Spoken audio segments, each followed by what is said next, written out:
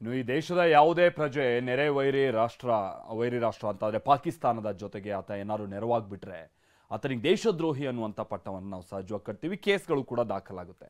ಆದರೆ ಇಲ್ಲೊಬ್ಬ ಹಾಗೆ ಮಾಡಿ ಸಿಕ್ಕಿಬಿದ್ದಿದ್ದಾನೆ. ಪಾಕ್ ಏಜೆಂಟ್ನಾಗಿ ಭಯೋತ್ಪಾದನಾ ನಿಗ್ರಹ ದಳದ ಬಲೆಗೆ ಬಿದ್ದಂಥ ಈ ವ್ಯಕ್ತಿದನ್ನಲ್ಲ, ಸಾಮಾನ್ಯದವನಲ್ಲ.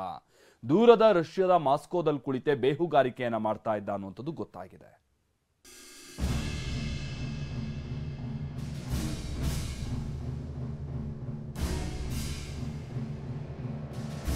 ಅನ್ನ ತಿಂದ ಮನೆಗೆ ಕನ್ನ ಹಾಕ್ತಿದ್ದ ಕದಿಮನ ಕೈಗೆ ಕೋಳ.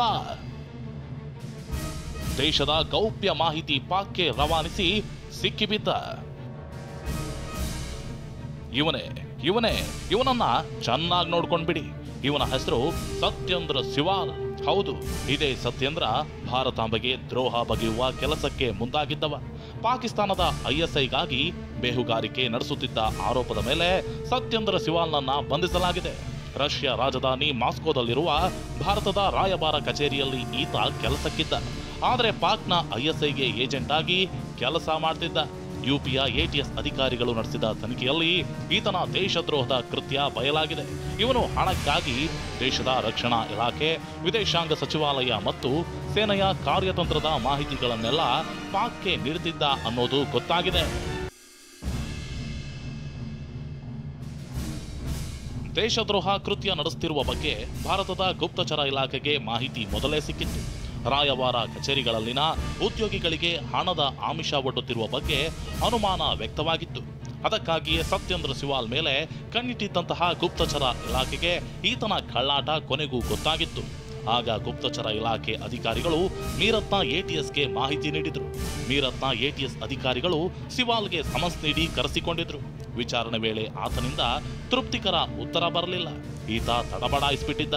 ಆದರೆ ATS ಅಧಿಕಾರಿಗಳು ದಾಖಲೆ ಸಮೇತ ಪ್ರಶ್ನೆಗೆ ಒಳಪಡಿಸಿದಾಗ ಬೆವರಿದ ಸತ್ಯೇಂದ್ರ ಸಿವಾಲ್ ಪಾಕ್ ಪರ ಬೇಹುಗಾರಿಕೆ ನಡೆಸುತ್ತಿರೋದನ್ನ ತಪ್ಪೊಪ್ಪಿಕೊಂಡಿದ್ದಾನೆ. ಕೊನೆಗೆ ಲಖನೌದ ATS ಪೊಲೀಸ್ ಠಾಣೆಯಲ್ಲಿ ಸಿವಾಲ್ ವಿರುದ್ಧ IPC ಸೆಕ್ಷನ್ 101A 1923ರ ಅಧಿಕೃತ ರಹಸ್ಯ ಕಾಯ್ದೆಯಡಿ ಪ್ರಕರಣ ದಾಖಲಾಗಿದೆ. ಪಾಕ್ಗೆ ಏಜೆಂಟ್ ಆಗಿ ಕೆಲಸ ಮಾಡ್ತಿದ್ದ ಈತನ ಮೂಲ ಹುಡುಕ್ತಾ ಹೋದ್ರೆ 27 ವರ್ಷದ ಈ ಸತ್ಯೇಂದ್ರ ಸಿವಾಲ್ UPಯ ಶಹಾದ್ಮೀದಿನ್ಪುರದವನು. 2021ರಿಂದಲೇ ವಿದೇಶಾಂಗ ವ್ಯವಹಾರಗಳ ಸಚಿವಾಲಯದಲ್ಲಿ MTS ಅಂದ್ರೆ ಮಲ್ಟಿ ಟಾಸ್ಕಿಂಗ್ ಸ್ಟಾಫ್ ಆಗಿದ್ದ. ಆದರೆ ದೇಶದ ಆಂತರಿಕ ಭದ್ರತೆ ಕುರಿತು ನಿರ್ಣಾಯಕ ಮತ್ತು ಗೌಪ್ಯ ಮಾಹಿತಿಯನ್ನ ISI ಹ್ಯಾಂಡ್ಲರ್ಗಳಿಗೆ ರವಾನಿಸುತ್ತಿದ್ದ. ಕೊನೆಗೆ ಫೆಬ್ರವರಿ 3ರಂದು ಈತನನ್ನ ಬಂಧಿಸಿದೆ ATS. ಸತ್ಯೇಂದ್ರ ಸಿವಾಲ್ ಬಂಧನ ಕುರಿತಂತೆ ವಿದೇಶಾಂಗ ವ್ಯವಹಾರಗಳ ಸಚಿವಾಲಯಕ್ಕೆ ಎಲ್ಲ ಮಾಹಿತಿ ಇದೆ. ಅಲ್ಲದೆ ATS ತನಿಖೆಗೆ ವಿದೇಶಾಂಗ ಇಲಾಖೆ ಅಧಿಕಾರಿಗಳು ಸಂಪೂರ್ಣ ಸಹಕಾರ ನೀಡುತ್ತಿದ್ದಾರೆ.